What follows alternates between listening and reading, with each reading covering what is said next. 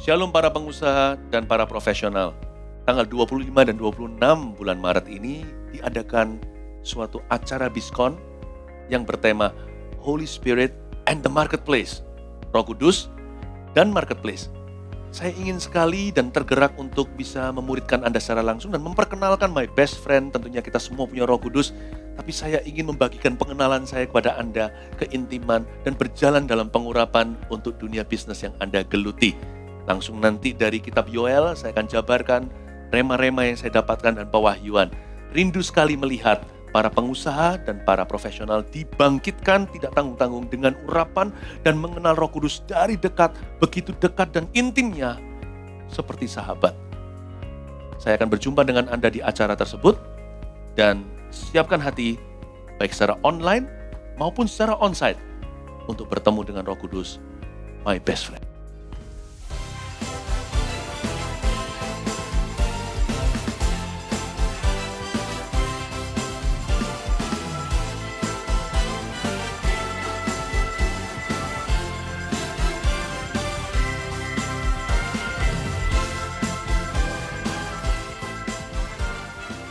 Shalom jemaat yang dikasihi Tuhan. Senang sekali kita semua dalam keadaan baik-baik dan saya percaya semua jemaat dimanapun Anda berada dalam keadaan yang sehat pula. Bagi Bapak Ibu, Saudara-saudari yang baru pertama kali mengikuti ibadah GMS Kalimantan, saya mengucapkan welcome home. Selamat bergabung di dalam channel GMS Kalimantan. Dan Anda juga bisa mengikuti kelompok sel yang ada di gereja ini dengan sebutan CG atau Connect Group.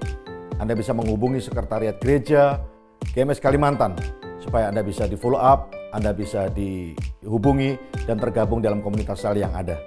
Dan sebentar juga Anda bisa memberikan persembahan sebagai bentuk kasih kita kepada Tuhan. Bahkan persembahan merupakan bagian dari ibadah kita kepada Dia. Anda bisa memberikan persembahan melalui transfer di nomor rekening yang telah tersedia di layar kaca Anda. Pula gereja ini menyediakan fasilitas permohonan doa. Bagi Anda yang memiliki pergumulan, sakit penyakit, beban apapun juga, kami sangat peduli dengan keadaan Bapak Ibu Saudara semua. Anda bisa menuliskan semua permohonan doa melalui fasilitas live chat yang ada di layar kaca Anda pula. Mari Anda juga bisa memberikan like, share, and subscribe di channel GMS Kalimantan. Harapkan tayangan ibadah ini bisa menjadi berkat bagi banyak orang di sekitar saudara.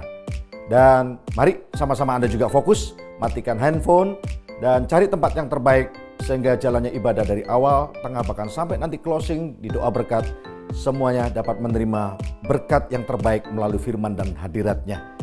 Dan sebelum kita mengikuti ibadah, mari sama-sama kita berdoa, menyiapkan hati yang terbaik. Tuhan Yesus, kami berdoa untuk persembahan yang kami sebentar akan berikan bagi Tuhan. Tuhan pakai, Tuhan yang memberkati, sehingga persembahan ini boleh menjadi bagian untuk pelebaran kerajaan-Mu di atas muka bumi ini. Dan kami sebentar juga akan mengikuti ibadah yang ada. Kami minta hati kami betul-betul dipenuhi oleh kasih Tuhan melalui firman dan sabda-Mu. Dan biar semua yang kami terima hari ini boleh memberikan kekuatan, damai sejahtera dan sukacita kami yang lebih. Terima kasih ya Tuhan, kami siap memberi dan kami siap mengikuti ibadah yang terbaik dari awal sampai akhirnya. Di dalam nama Tuhan Yesus Kristus kami sudah berdoa dan kami terus akan mengucap syukur. Amin. Selamat mengikuti ibadah, saya percaya hadiratnya akan memenuhi kita semua sekali lagi. Dan sukacita Allah mengalir buat kita semua. Tuhan Yesus memberkati, salam sehat dari kami.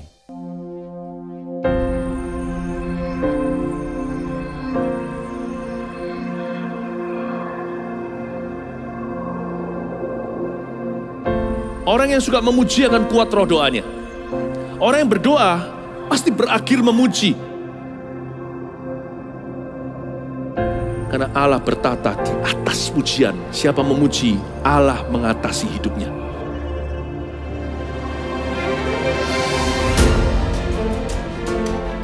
The Year of Praise, tahun pujian menjadi sebuah petualangan yang tiada dua. Menjadi sebuah pelajaran hidup yang langsung dari Kristus. Menjadi sebuah pengalaman yang indah. Waktu kita memuji Tuhan, seluruh kerajaan itu berdiri di sampingmu. Waktu kita memuji, seluruh kerajaan Allah dan kereta-keretanya yang tidak kelihatan berkuda dan berapi-api itu berada di kanan kiri. Semakin fisik kita lemah, roh kita semakin memuji Tuhan. Semakin jasmani kita terbatas, semakin rohani kita tidak boleh dibatasi.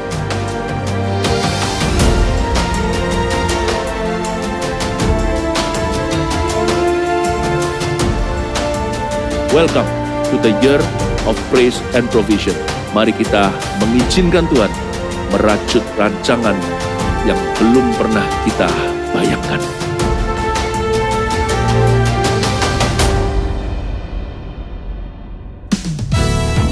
Shalom, mari bawa pujian yang terbaik bagi Tuhan Allah kita. Amin.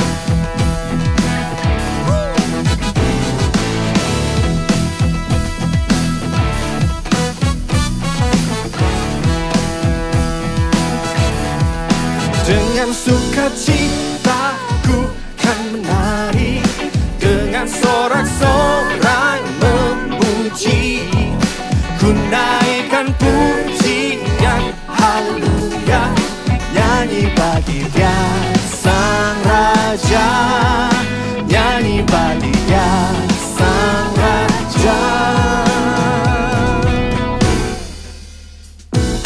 Kasih Allah berkesudahan selalu baru setiap pagi, rahmat-Nya tak pernah berakhir seumur hidupku.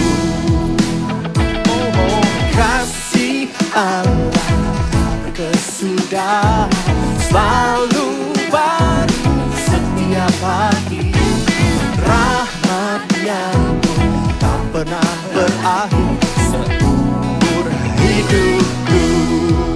Dengan sukacita ku kan menari, dengan sorak-sorai memuji, ku naikkan pujian haleluya, nyanyi bagi Dia Sang Raja, nyanyi bagi Dia Sang Raja.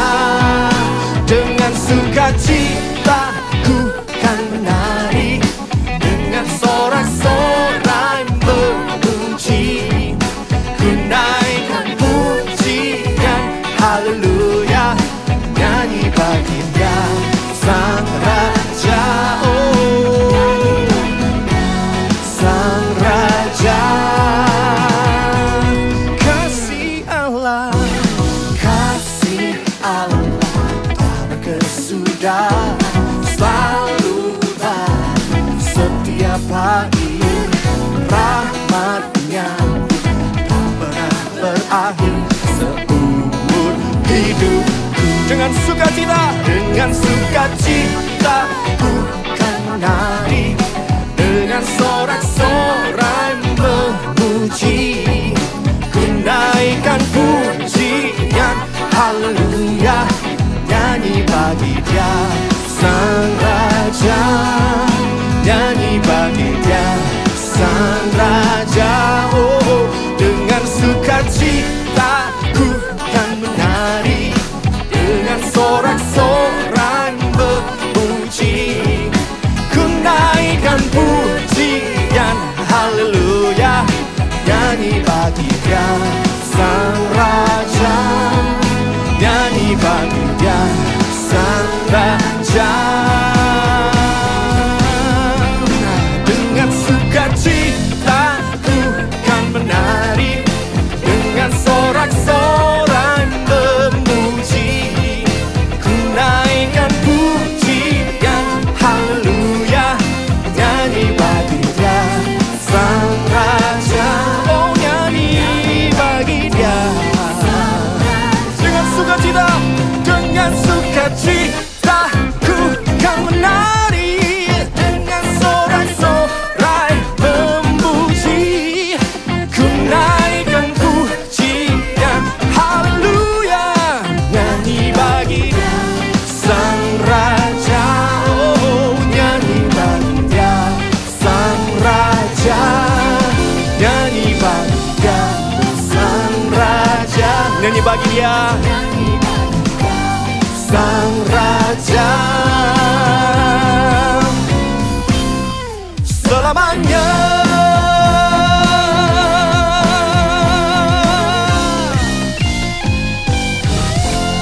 Haleluya. bagi Tuhan kita.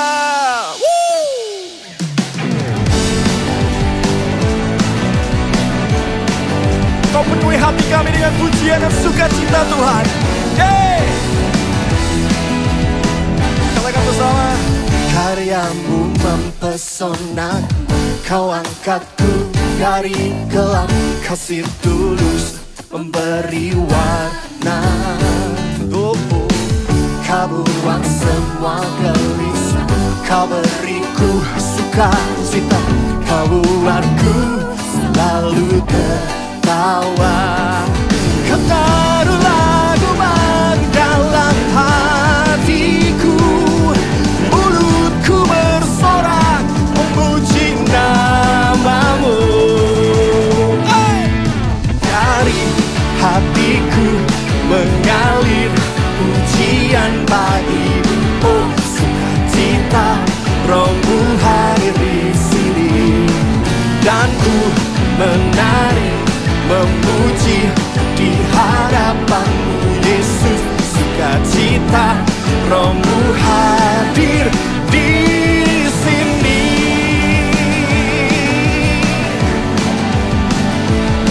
Oh,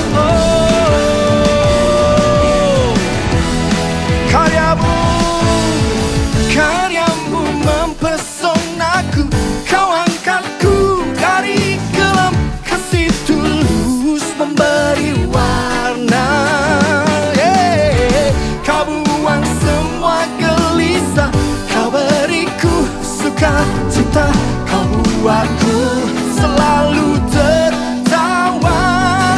Kau taruh lagu baru dalam hatiku, mulutku bersorak memuji namamu.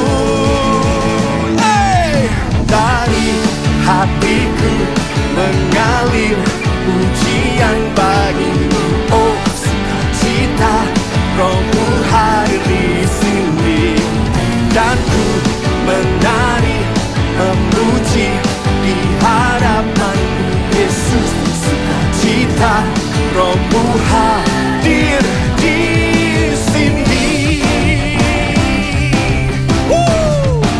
Musik memuji Tuhan.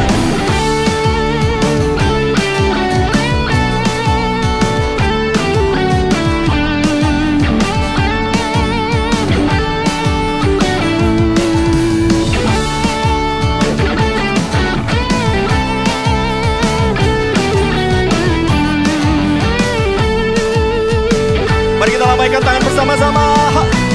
La la la la la la la la la la la. Haleluya. La la la la la la la la la la la.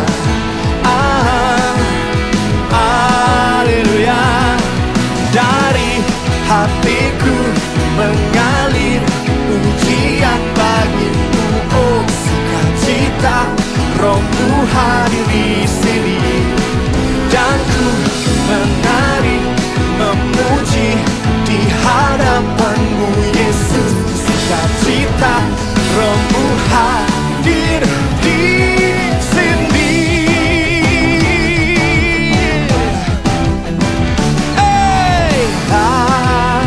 La la la la la la la la la la. Haleluya. La la la la la la la la la la la. Rohmu hadir di sini. Amin.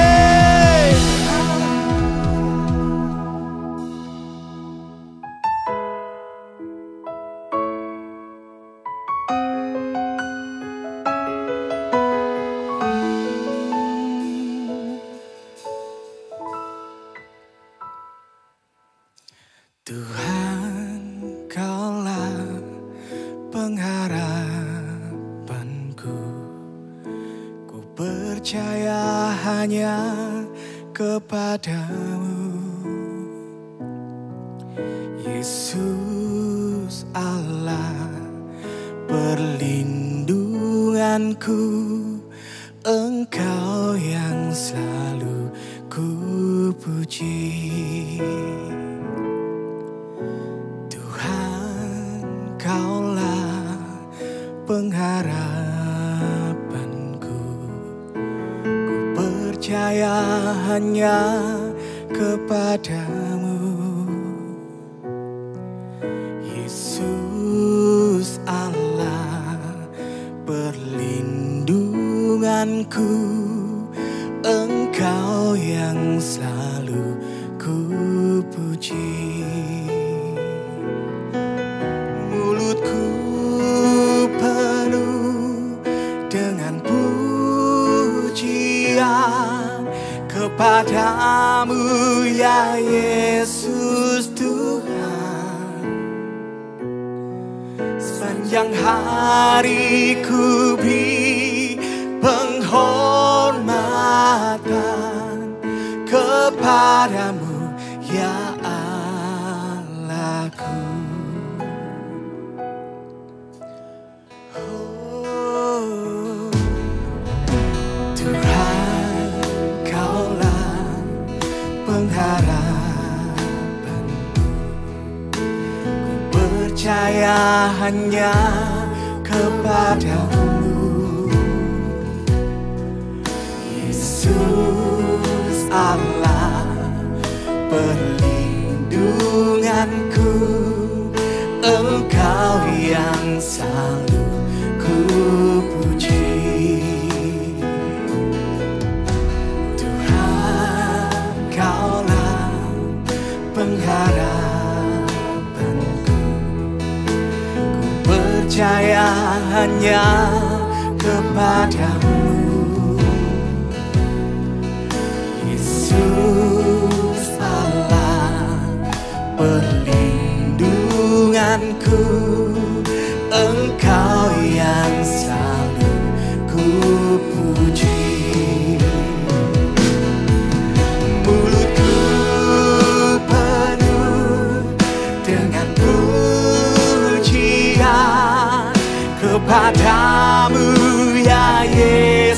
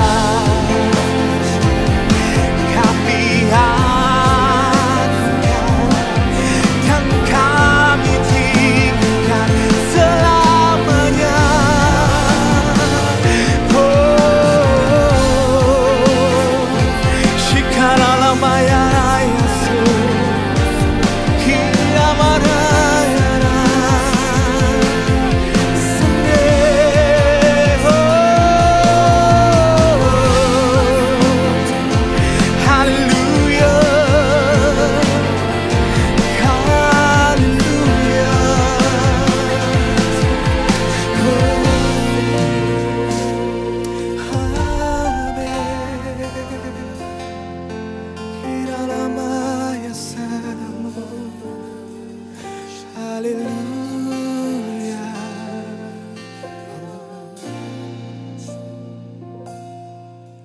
Mulutku penuh dengan pujian kepadamu ya Yesus Tuhan. Sepanjang hari ku beri penghormatan kepadamu ya Allahku. Sepanjang hari ku beri penghormatan kepadamu ya Allahku.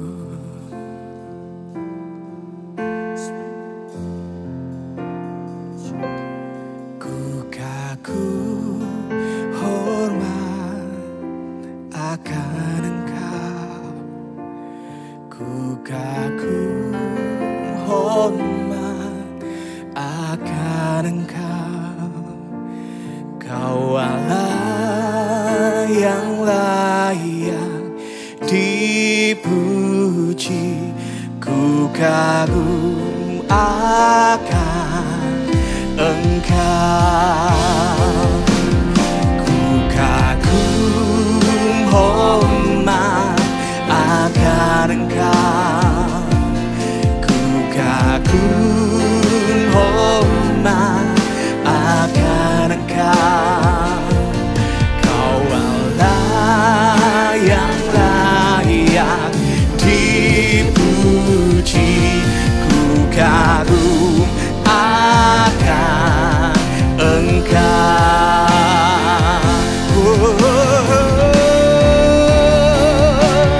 Ku kagum hormat akan Engkau, ku kagum hormat akan Engkau.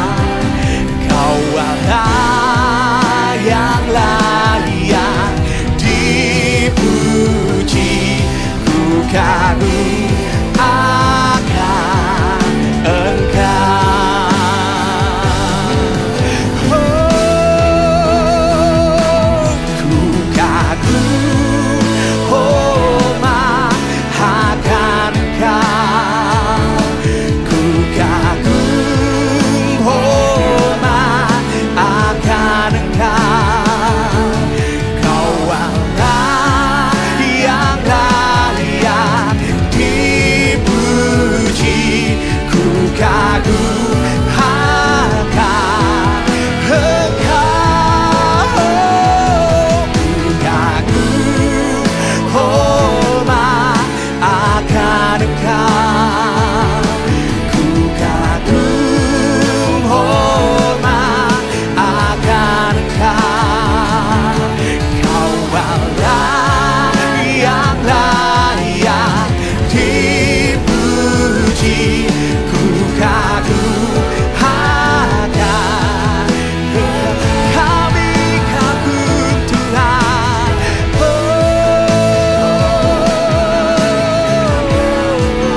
Tuhan, ku kagum hormat akan Engkau. Kau Allah yang layak dipuji, ku kagum akan Engkau. Kau Allah yang layak dipuji, ku kagum akan Engkau. Kau Allah yang layak dipuji, ku kagum akan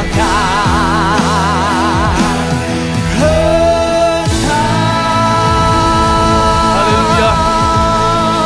Haleluya. Mari kita berikan pujian bagi Tuhan. Mari kita berikan pujian dan hormat kita bagi Tuhan dan Juru Selamat kita. Haleluya Tuhan Yesus. Pada hari ini kami mempersembahkan diri sebagai korban yang hidup dan berkenan. Tuhan sucikan dan kuduskan. Sampaikan sabdamu, lengkapi kehidupan jemaatmu dengan kuasa firman. Berikan pengajaran dari hati Bapa. Sembunyikan hamba di balik salib Yesus. Terima kasih Tuhan, kami terima firman-Mu dengan iman. Dalam nama Yesus, amin. Puji Tuhan, shalom jemaat yang terkasih. Saya harap Anda baik-baik selalu di dalam pemeliharaannya. Bulan ini, di bulan Maret adalah bulan karir bagi gereja kita. Karena itu saya ingin mendedikasikan 2 kali hari Minggu di ibadah online kita untuk berbicara tentang kehidupan keuangan. Dari kemurahan hati sampai kepada kemerdekaan finansil, khotbah ini bersambung.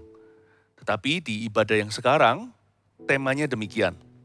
Anda bisa ambil catatan dan ambil Alkitab, kita siap mendengarkan khotbah dan pesan dari Tuhan. Judulnya ini, mengatur pemberian, menata hati. Saya ulangi. Mengatur pemberian, menata hati. Ternyata pemberian kita, generosity atau kemurahan hati itu penting sekali untuk menyusun hati kita di hadapan Tuhan. Hidup ini gak boleh heartless. Hidup ini tidak boleh tidak punya hati yang benar. Karena itu mari kita simak sama-sama di 2 Korintus pasal yang ke-8. Di Alkitab kita bahasa Indonesia judulnya pelayanan kasih. Karena pemberian dari hati adalah wujud kasih. Mari kita belajar tentang hati memberi. Supaya tahun ini kita tidak hidup egois lagi. Ternyata memberi itu nggak hanya dari kelimpahan, tetapi juga bisa dari kekurangan. Memberi itu ternyata adalah sifat, bukan materi. Malah justru pemberian itu hanyalah manifestasi. Itu berbicara banyak tentang sikap hati. Giving is a calling. Giving is character. Nah, kita akan membaca sebuah cerita yang membuat terharu dari jemaat-jemaat di Makedonia. 2 Korintus pasal 8 ayat 1-9 pembahasan kita ayat pertama. Saudara-saudara, kami hendak memberitahukan kepada kamu tentang kasih karunia yang dianugerahkan kepada jemaat-jemaat di Makedonia. Selagi dicobai dengan berat dalam pelbagai penderitaan, sukacita mereka meluap dan meskipun mereka sangat miskin, namun mereka kaya dalam kemurahan. Sekali lagi, ayat 1 bunyinya, saudara-saudara. Paulus berkata, kami hendak memberitahukan kepada kamu tentang kasih karunia yang dianugerahkan kepada jemaat-jemaat di Makedonia. Paulus sedang membanggakan jemaat Makedonia kepada jemaat di Korintus. Dia berkata bahwa jemaat-jemaat di Makedonia ini teladan. Mereka ini bangsawan di mata Tuhan. Sekalipun mereka itu menderita dan mereka juga tidak punya, tetapi mereka ternyata kaya di mata Allah. Nah, Paulus sedang membanggakan orang-orang Makedonia dan hati mereka yang dipenuhi dengan kasih. Dan ayat pertama mengajarkan kepada kita intisari atau esensi memberi. Saudara-saudara, dia bicara kepada jemaat di Korintus, kami hendak memberitahukan kepada kamu tentang kasih karunia yang dianugerahkan kepada jemaat-jemaat di Makedonia. Dari kata kasih karunia, kita tahu bahwa setiap kesempatan dan kemauan untuk memberi adalah kasih karunia Allah. Sebab ada orang yang punya kemauan tapi nggak dapat kesempatan. Sama dengan melayani Tuhan. Ada orang tertentu yang rindu tetapi nggak bisa karena sedang sakit atau lagi lumpuh atau di rumah sakit. Jadi kita tahu bahwa kemauan saja kalau nggak ketemu dengan kesempatan tidak menjadi apa-apa. Dari sini kita tahu kemauan untuk memberi itu datangnya dari Allah. Demikian pula kesempatan yang dibukakan agar kita bisa memberi, agar kita bisa bermurah hati, itu semuanya adalah kasih karunia atau anugerah. Kata kasih karunia diambil dari bahasa Yunani charis, C-H-A-R-I-S, Atau dari situ keluar kata karisma. Jadi pemberian atau memberi kepada Tuhan, memberi kepada pekerjaannya, memberi kepada sesama, memberi kepada orang miskin disamakan dengan pencurahan Roh Kudus dan karunia-karunia-Nya. Karisma. Bahasa Yunani karis itu nggak main-main. Itu bicara tentang the grace of God. Turunnya langsung dari tahta Bapa di sorga. Ternyata setiap kesempatan untuk bisa memberikan. Dan kemauan di hati kita tergerak untuk memberi sesuatu. Itu adalah anugerah atau karisma. Berarti kalau kita memberi kepada Tuhan atau memberi kepada sesama kita yang membutuhkan, itu harus berdasarkan kasih karunia. Pertama berdasarkan kasih. Berarti kalau memberi tidak boleh pamrih. Kasih mana itu kalau memberi itu bersyarat? Aku memberi ke kamu ya, kalau kamu mengembalikan sesuatu. Itu namanya dagang. Itu namanya trading. Ada nilai tukarnya soalnya. Tapi kalau kasih itu agape, tidak bersyarat. Seperti kasih ibu kepada kita, memberi tanpa ingin kembali. Bukankah di bahasa Indonesianya ada lagunya? Nah, kasih yang dari Bapa datangnya jauh lebih mulia daripada kasih ibu sekaligus. Dari kasih ayah ibu sekalipun.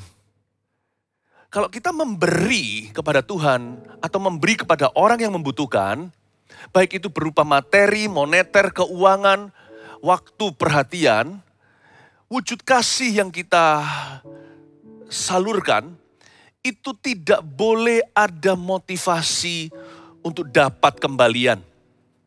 Kalau kita memberi itu seperti Tuhan memberi kepada kita. Yesus mati untuk kita ketika kita masih berdosa. Tidak ada jaminan atau garansi bahwa kita akan mengasihi dia kembali. Dia tetap sudah mati untuk kita semuanya. Itulah kasih. Dan kasih itu sepihak. Satu sisi. Layak gak layak terima orangnya. Apakah ini menguntungkan atau merugikan? Kasih tidak peduli. Selain kasih, memberi itu juga karunia. Karunia itu satu sisi atau sepihak. Dia memberi tanpa ada embel-embelnya, tidak ada buntut atau ekornya. Karena begitu besar kasih Allah kepada dunia, Yohanes 3:16. Ia memberikan, mengaruniakan anaknya yang tunggal kepada seluruh dunia. Supaya barang siapa percaya kepada dia, akan diselamatkan dan tidak binasa. Dia beri dulu, baru barang siapa. Buktinya Yesus mati, juga masih banyak orang yang menolak dia. Tidak sedikit dalam sejarah manusia sejak Adam dan Hawa, manusia yang telah binasa. Dan semakin banyak lagi yang akan binasa nanti sekalipun kita injili. Tapi Yesus tetap sudah mati. Bapa tidak perhitungan. Bapa memberikan dengan leluasa. Dan Bapa mengaruniakan putranya yang tunggal, sekali diberi gak bisa ditarik kembali. Itulah karunia. Kasih itu motivasinya. Karunia ada tindakannya. Sekali ulurkan tangan, tidak ditarik lagi. Sekali berikan, tidak akan menyesali. Itulah roh pemberian. Segala sesuatu yang berupa kembalian hanyalah bonus belaka dari Tuhan. Tetapi sebenarnya memberi itu adalah pengabdian. Memberi adalah karakter Kristus. Memberi adalah sifat. Memberi adalah sikap hati. Memberi adalah sebuah postur menyembah. Postur bersyukur. Postur berterima kasih. Mengembalikan sesuatu. Karena kita merasa yang Tuhan beri dalam hidup kita sudah berlebih-lebih. Dan kita tidak layak menerimanya. Sebagai rasa cukup hati. Bukan puas diri. Tetapi merasa Tuhan sudah terlalu baik bagiku. Aku harus mengembalikan sesuatu. Itulah pemberian. Dan Paulus sedang menjelaskan, itulah auranya jemaat-jemaat Makedonia. Ayat 2.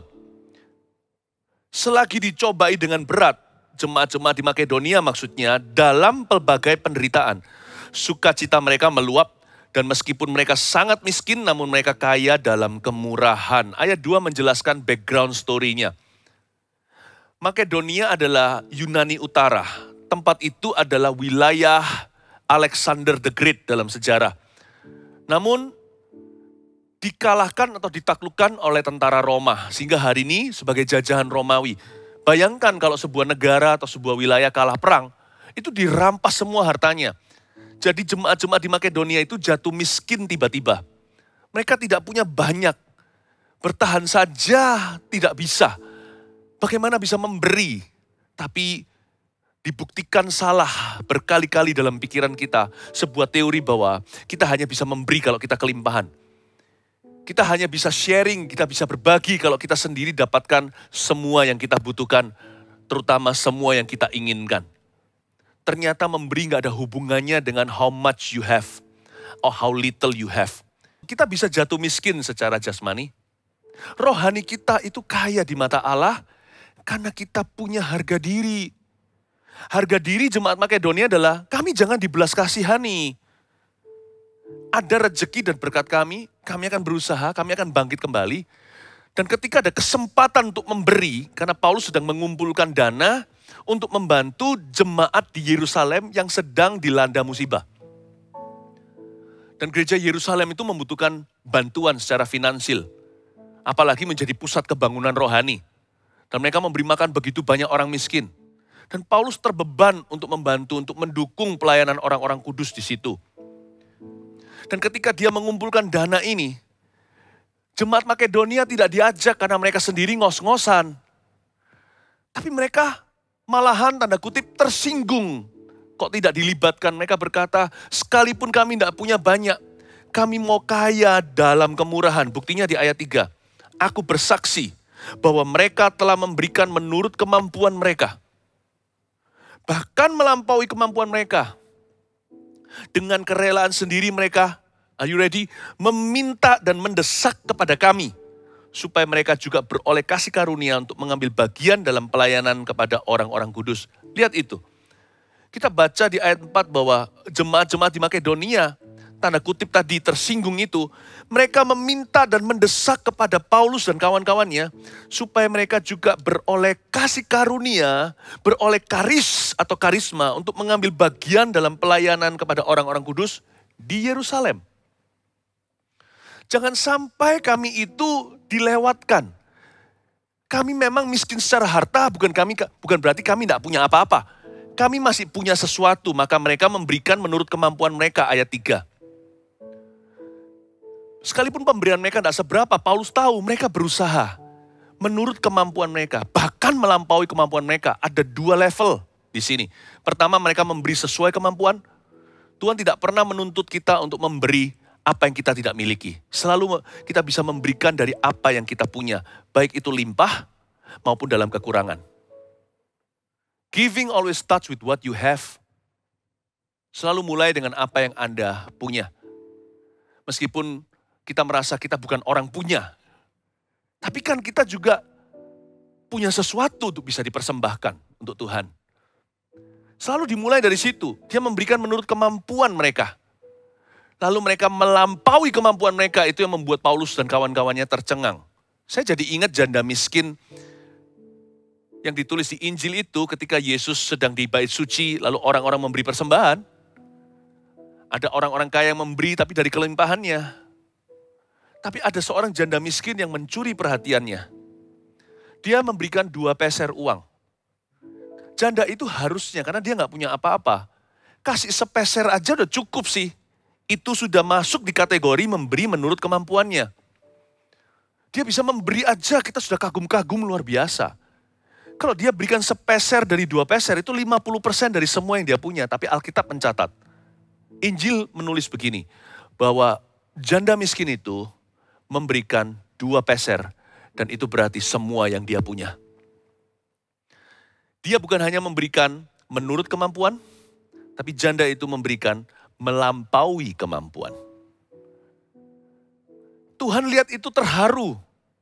Makanya janda miskin ini menjadi cerita di Injil. Sampai kapanpun bumi langit bisa berlalu, cerita wanita ini akan dikenang. Nggak akan pernah dilupakan.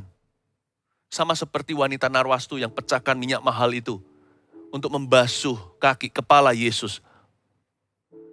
orang itu juga akan dikenang selama-lamanya. Segala sesuatu yang dipersembahkan baik dari sedikit 2 peser, ataupun minyak narwastu yang mahal. Kalau itu dari hati yang tulus kepada Tuhan, memberi kepada Allahnya, memberi kepada sesamanya karena beban dari Tuhannya. Itu semuanya diperhitungkan oleh Tuhan. Dan dari ayat 4 tadi yang kita baca, mereka meminta mendesak pada kami. Kita langsung mengerti bahwa bukan Paulus yang merengek-rengek, yang mengemis-ngemis, yang memaksa mereka untuk memberi. Paulus tidak memanipulasi, Paulus tidak fundraising. Tapi orang-orang ini yang voice raising, yang mengangkat bicara dan berkata, tolong Bapak Paulus, Bapak Pendeta, libatkan kami dalam misi Yesus Kristus di zaman ini. Jangan lewatkan kami jemaat Makedonia. Please jangan keberatan persembahan kami semampunya. Wah, rendah hati sekali semampunya. Padahal mereka melebihi kemampuan mereka. Dan mereka meminta dan mendesak kepada Paulus. Ini yang saya sebut sebagai pengemis sorga. Berbahagialah orang yang miskin di hadapanku. Ini pengemis sungguhan. Ini pengemis sorgawi, tapi bukan minta-minta roti. Dia mengemis untuk sebuah kesempatan agar mereka bisa turut memberi. Kagum terharu, saya mau nangis waktu baca ayat ini. Saya jadi kepingin kenal dengan jemaat-jemaat Makedonia yang tidak disebut nama dan tidak pernah dicatat silsilahnya.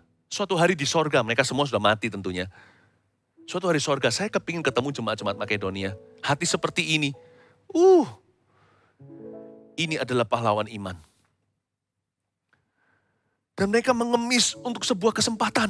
Please kasih kami kesempatan, karena kami sudah punya kemauan. Kemauan tidak ketemu kesempatan, ya nggak jadi apa-apa. Sedangkan banyak orang punya kesempatan, tidak punya kemauan. Mintalah kasih karunia kepada Allah, yaitu hati yang suka memberi. Kemurahan hati itu dari Kristus datangnya. Tidak pernah jatuh miskin orang yang memberi. Orang yang memberi akan selalu melihat tangan Tuhan bekerja dalam hidupnya. Dan bagi jemaat di Makedonia, ternyata sacrifice is privilege. Dapat kesempatan untuk berkorban adalah hak istimewa. Ayat 4. Dengan kerelaan sendiri mereka meminta dan mendesak kepada kami supaya mereka juga beroleh kasih karunia untuk mengambil bagian dalam pelayanan kepada orang-orang kudus. Katakan pelayanan kepada orang-orang kudus. Katakan sekali lagi, pelayanan kepada orang-orang kudus. Jadi ternyata persembahan yang dikumpulkan oleh Paulus dan kawan-kawannya, termasuk dari jemaat-jemaat di Makedonia, adalah untuk pelayanan orang-orang kudus. Ini bukan soal memberi kepada gereja miskin atau gereja kaya, tapi holistik atau sifatnya menyeluruh kepada gereja yang mengelola dan berkarya. Yang jelas visi misinya, serta yang sehat keuangannya. Itulah pelayanan kepada orang-orang kudus. Ayat yang kelima, mereka memberikan lebih banyak daripada yang kami harapkan. Mereka memberikan diri mereka pertama-tama kepada Allah, kemudian oleh karena kehendak Allah juga kepada kami. Sebab itu kami mendesak kepada Titus supaya ia mengunjungi kamu dan menyelesaikan pelayanan kasih itu sebagaimana ia telah memulainya. Maka sekarang, sama seperti kamu kaya dalam segala sesuatu, Paulus bicara sama jemaat Korintus, dalam iman, dalam perkataan, dalam pengetahuan, dalam kesungguhan untuk membantu, dan dalam kasihmu terhadap kami. Demikianlah juga hendaknya kamu kaya dalam pelayanan kasih ini. Paulus berkata kepada jemaat di Korintus, "Hei, belajarlah dari jemaat di Makedonia. Kamu kaya dalam karunia, perkataan, pengetahuan. Satu lagi, kurangmu hanya satu. Jadilah seperti jemaat di Makedonia, kaya dalam memberi." Dan dia menyelipkan suatu pesan di ayat 5 awal. Mereka memberikan, jemaat Makedonia, lebih banyak daripada yang kami harapkan. Bedanya dengan jemaat Korintus itu PHP atau pemberi harapan palsu. Tapi jemaat di Makedonia nggak banyak bicara. Mereka melampaui ekspektasi semua orang. Semua orang nggak sangka bahwa janda miskin ini, gereja yang sedang terpuruk dengan pelbagai permasalahan, malah justru actionnya nyata atau tindakannya sungguhan. Sedangkan jemaat Korintus Notabene jemaat yang diperkaya oleh Tuhan dengan berbagai karunia. Bahkan mereka tinggal di sebuah kota yang sangat makmur. Korintus adalah sebuah kota yang sangat prosperous. Kota metropolitan di zaman itu. Malah justru mereka hanyalah janji iman. Sedangkan jemaat Makedonia yang tidak punya banyak, mereka yang sedang struggling atau sedang bergumul dalam keuangan mereka justru memberikan bukti iman. Beda dengan jemaat Korintus yang hanya bisa memberikan janji iman. Tuhan itu suka sekali dengan orang yang tidak banyak bicara, tapi banyak berbuat. Betapa indahnya. Iman seperti itu, iman yang hidup. Sebab iman tanpa perbuatan adalah mati. Rahasia mereka di mana? Kita selidiki lebih lanjut jemaat Makedonia. Ayat 5, sekali lagi mereka memberikan lebih banyak daripada yang kami harapkan. Ini rahasianya. Mereka memberikan diri mereka pertama-tama kepada Allah. Itulah sebabnya. Karena itu mereka bisa jadi pemberi secara alami. Sebab orang yang memberikan dirinya kepada Tuhan akan secara alamiah menjadi pemberi. Material giving always follows self-giving to the Lord. Catat itu. Memberikan atau membagikan materi itu selalu mengikuti orang-orang yang memberikan diri kepada Tuhannya. Itulah sebabnya mereka itu bisa memberi dengan iman. Itulah sebabnya mereka itu tidak takut hari depan. Sekalipun mereka sekarang masih struggling, masih mereka bergumul dalam keuangan, tapi Tuhan jelas-jelas memelihara jemaat ini. Saya percaya setelah mereka memberi, Tuhan terus pelihara. Sekalipun mereka memberi itu kasih karunia, dia nggak pernah berkata, aku beri loh ya Tuhan, kembalikan 30, 60, 100 kali ganda. Nggak punya motivasi begituan. Tapi masa Tuhan tidak tahu bagaimana memberkati dan memelihara umatnya yang taat, umatnya yang memberi dengan sukacita, umatnya yang suka untuk berkorban bagi kerajaan Tuhan. Ayat yang ke-8 bunyinya. Aku mengatakan hal itu, Paulus ngomong begini, bukan sebagai perintah, melainkan dengan menunjukkan usaha orang-orang lain untuk membantu, aku mau menguji keikhlasan kasih kamu. Ayat 8 ini, Paulus berkata, aku bisa main perintah, sekalipun ada perintahnya dalam Alkitab, tetapi aku tidak mau main perintah. Melainkan aku menunjukkan usaha orang lain untuk membantu, aku tunjukkan jemaat Makedonia sebagai teladan, sebagai studi bandingmu. Kalau memberi itu nggak usah kita perintah sana sini. Kalau orang memang tidak suka memberi ya nggak bisa kita paksa. Karena memberi itu soal mengenal Tuhan. Kalau orang nggak mengenal Tuhan masa kita bisa paksakan? Cinta nggak bisa dipaksa. Demikianlah pepatah yang kita sering dengarkan. Aku mengatakan hal itu bukan sebagai perintah. Salah satunya coba saya singgung satu aja. Salah satu hal yang seringkali dijadikan perintah yang diperdebatkan di kalangan anak-anak Tuhan adalah persepuluhan. Persepuluhan kalau salah tafsir dianggap seperti taxation atau seperti perpajakan sorga. Padahal nggak begitu loh. Nggak begitu. Karena itu Paulus tidak akan pakai main perintah, dia langsung tunjukkan lewat teladan. Dia berkata, aku memberikan. Persepuluhan itu memang bukanlah seperti sebuah perpajakan sorga atau sebuah perintah paksaan. No. Persepuluhan bahkan dan segala macam bentuk pemberian adalah ujian keikhlasan. Ayat 8 yang kalimat terakhir, namun aku mau menguji keikhlasan kasih kamu. Persembahan persepuluhan itu ujian keikhlasan. Minimal persembahan persepuluhan adalah sebuah latihan atau disiplin menata hati. Saya lakukan itu. Saya tidak pernah main perintah. Saya lakukan saja. Dan itu akan menjadi inspirasi buat orang lain. Keluarga kami lakukan itu bukan karena diperintahkan Tuhan harus kasih 10%. Enggak. Tuhan perintahkan bukan 10%. 100% seluruh hidupmu. Jadi orang-orang yang berkata, aku tidak mau dengan perintah persembahan persepuluhan. Aku tidak mau mengikuti kebenaran ini. Mana ayatnya? Mana ayatnya? Ada ayatnya. Berikan seluruh hidupmu. Perintah Tuhan kepada si orang kaya itu, jual seluruh hartamu. Kemungkinan besar banyak orang tidak akan bersedia. Karena itu saya memilih mulai dari bawah. persembahan persepuluhan itu minimalis buat keluarga kami. Belajar untuk taat dan menata hati. Itu gak pernah luput, setiap bulan saya pasti lakukan itu. Dengan seluruh keluarga saya dan semua penghasilan kami. Dan biasanya, percaya gak? Orang yang tidak pernah memberi, justru yang banyak berbicara. Tetapi orang yang banyak memberi, sedikit bicaranya. Anehnya begitu. Bukan hanya 10% yang diberikan. Nanti di minggu depan saya akan ajarkan bagaimana cara mengatur keuangan dan menata kehidupan kita. Nanti saya bicara lebih lanjut bagaimana kita bisa profesional di dalam memberi. Kita bisa tulus, sungguh-sungguh, bisa komitmen, dan bisa jaga hati. Bapak, Ibu, Saudara yang saya kasihi, Tuhan ajari kita bahwa kita tidak bisa mencintai Tuhan tanpa roh memberi. We cannot love God without giving. Because our God is a giver. Karena Allah kita adalah sang pemberi. Ayat 9 bunyinya. Karena kamu telah mengenal kasih karunia Tuhan kita Yesus Kristus. Paulus sekarang menunjuk ke Yesus.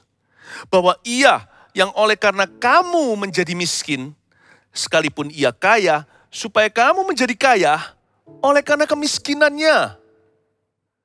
Ayat 9 bicara the giving heart of God. Hatinya Tuhan yang suka memberi. Hati Allah yang diisi dengan pemberian. Hati Kristus yang memberikan diri. Dari sini kita pelajari bahwa Tuhan telah mengajarkan kepada kita ketika dia datang ke dunia. Mati di kayu salib. Waktu itu Tuhan yang kaya menjadi miskin supaya kita yang miskin menjadi kaya. Ini bukan materi. Ingat kasih karunia, ingat karis. Supaya kita kaya seperti jemaat Makedonia. Kaya dalam kemurahan. Kaya di mata Tuhan. Dan bangsawan di dalam hati. Ini yang dimaksudkan. Yesus mati supaya kita gak egois. Bukan hanya supaya kita masuk ke sorga. Yesus mati supaya kita menangkap hati Allah dan menjadi serupa dengan Dia. Our God is a giver. Allah kita adalah seorang pemberi. Karena begitu besar kasih Allah kepada dunia, Dia berikan anaknya yang tunggal. You and I cannot love Jesus without giving. We cannot be like Christ. Kita gak bisa menjadi seperti Kristus tanpa roh memberi. Akhir kata, kita memberi hanya karena kasih. Kita memberi karena cinta. Kita memberi karena beban. Beban ilahi dan kita memberi pada akhirnya adalah karena Tuhan. We give because we love. Kita memberi karena Tuhan sudah memberi lebih dulu. Mari kita siapkan hati kita. Mari kita berikan hidup ini kepada Tuhan. Dan mengundang Tuhan untuk bertata di setiap area hidup kita. Termasuk di area keuangan. Sebentar waktu kita nanti ambil perjamuan kudus. Mari kita bersekutu dengan tubuh dan darah Yesus. Siapa mengambil perjamuan kudus ini sedang mengakui bahwa Yesus adalah Tuhannya. Dan kalau Tuhan, Yesus adalah Tuhan atas hidupmu dan hidupku, jadikan Dia Tuhan atas segala area kehidupan, termasuk di area keuangan. Haleluya, nyanyi satu lagu. Karya terbesar dalam hidupku, pengorbananmu yang selamatkanku. Engkaulah harta yang tak ternilai yang ku miliki dan ku hargai. Yesus, Engkau ku kagumi. Karya terbesar dalam hidupku, pengorbananmu yang selamatkanku.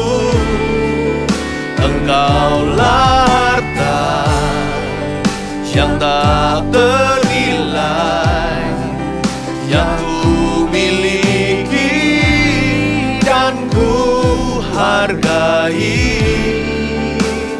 Yesus, Engkau ku kagumi. Yesus, Engkau, Yesus, Engkau ku kagumi. Yesus, Engkau ku kagumi. Sebagai orang-orang yang sudah diselamatkan, tidak ada harta lebih besar daripada Yesus sebagai Tuhan kita. Hari ini jiwa kita sudah dibebaskan, dosa kita diampuni, tidak ada kekayaan lebih tinggi. Mari bersyukur namamu dan namaku tertulis dalam kitab kehidupan. Buat apa seseorang memperoleh seluruh dunia tapi kehilangan nyawanya? Bersyukurlah pada Tuhan. At least paling tidak, Anda punya keselamatan yang tidak akan pernah meninggalkanmu seumur hidupmu. Mari kita berterima kasih pada Tuhan Yesus. Di rumah masing-masing, di tempat Anda berada, ambillah roti dan anggur. Air pun jadi dalam hadirat Allah. Yang penting iman Anda kepada firman-Nya. Ambillah sama-sama, kita siapkan hati untuk mengundang Yesus. Bukan menjadi juru selamat kita, itu sudah bagi sebagian besar kita. Tapi mengundang Dia lebih lagi untuk berdaulat, berkuasa atas segala area hidup ini. Tanpa kecuali kehidupan, keuangan kita. Jangan jadikan mamon Tuhan. Jadikan Yesus Tuhan. Itulah pengakuan iman kita. Mari kita buka sama-sama. Angkat roti di tanganmu. Dan katakan ini Tuhan Yesus. Katakan Tuhan Yesus, Kaulah Tuhan dan Rajaku. Terima kasih sudah berkorban untuk aku. Kaulah harta terbesar. Dalam nama Yesus. Dan pada hari malam itu Tuhan Yesus mengangkat roti bersama murid-muridnya. Ia memecah-mecahkannya dan berkata, perbuatlah ini untuk mengingat aku setiap kali kau memakannya dalam hadiratku. Mari kita makan dan ingat, Yesus adalah Tuhan atas hidup kita. Mari kita makan bersama.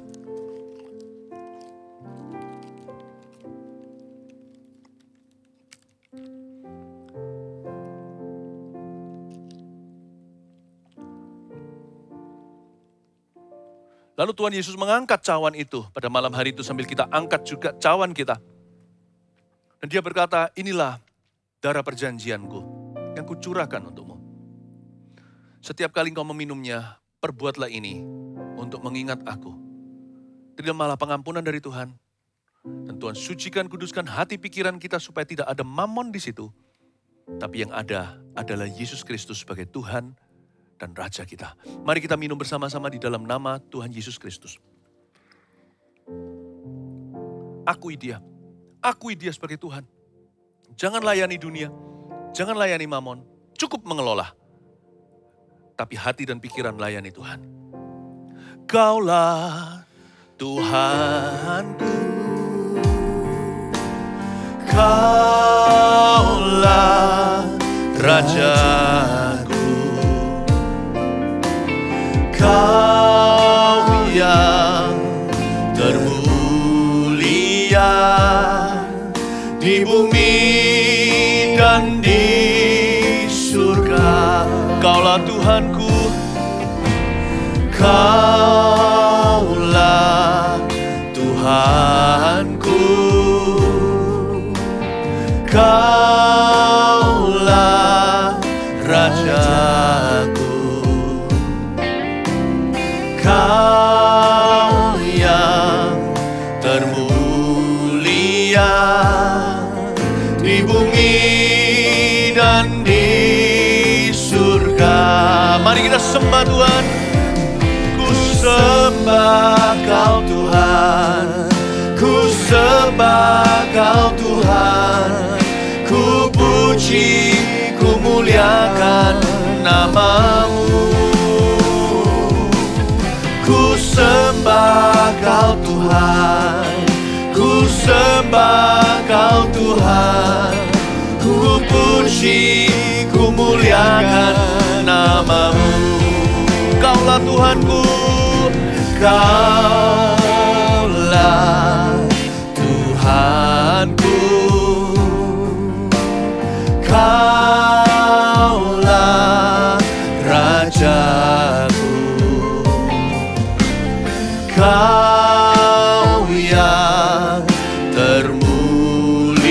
ada di bumi dan di surga.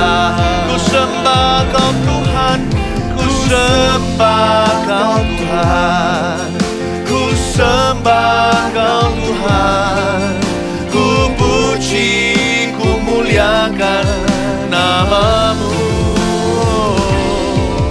Ku sembah Kau Tuhan, ku sembah Kau Tuhan, ku puji, ku muliakan nama-Mu. Ku sembah Kau Yesus, ku sembah Kau Tuhan, ku sembah Kau Tuhan, ku puji, ku muliakan nama-Mu. Ku sembah Kau Tuhan, ku sembah Kau Tuhan, ku puji, ku muliakan nama-Mu. Ku sembah Kau Tuhan, ku sembah Kau Tuhan, ku puji, ku muliakan nama-Mu. Ku sembah Kau Tuhan, ku sembah Kau Tuhan, ku puji, ku muliakan nama-Mu. Ku puji, ku muliakan nama-Mu. Ku puji, ku muliakan nama-Mu. Saya percaya firman Allah yang kita dengar sepanjang hari ini akan memberkati kita semua. Dan sungguh-sungguh pulanglah dengan kekuatan yang diperbarui oleh Tuhan. Amin. Dan saya percaya kita akan terus mengalami pertumbuhan. Waktu kita mendengarkan dan tiap kali firman Allah yang kita dengar itu mempengaruhi hati kita, hidup kita. Lalu kita mengambil keputusan untuk taat. Saya percaya Tuhan memberkati hidup kita. Karena itu seluruh jemaat, mari kita akan terima doa berkat pengembalaan buat Anda semua. Dan biar Tuhan yang menuntun hidup Anda memberkati. Mari semuanya angkat tangannya. Terimalah berkat Tuhan hari ini dalam kehidupan saudara yang membawamu pada kemenangan oleh karena Kristus Yesus yang bersama denganmu. Maka dibukalah jalan setiap kehidupan Anda sehingga Anda bisa menemukan jalan kemenangan bersama dengan Tuhan. Apapun persoalanmu, maka dibuatlah menjadi berhasil kehidupan saudara karena Tuhan Yesus yang menyertaimu adalah Allah yang setia. Terima berkat Tuhan ini di dalam nama Tuhan Yesus Kristus. Yang percaya diberkati, katakan sama-sama amin, amin. Tuhan memberkati.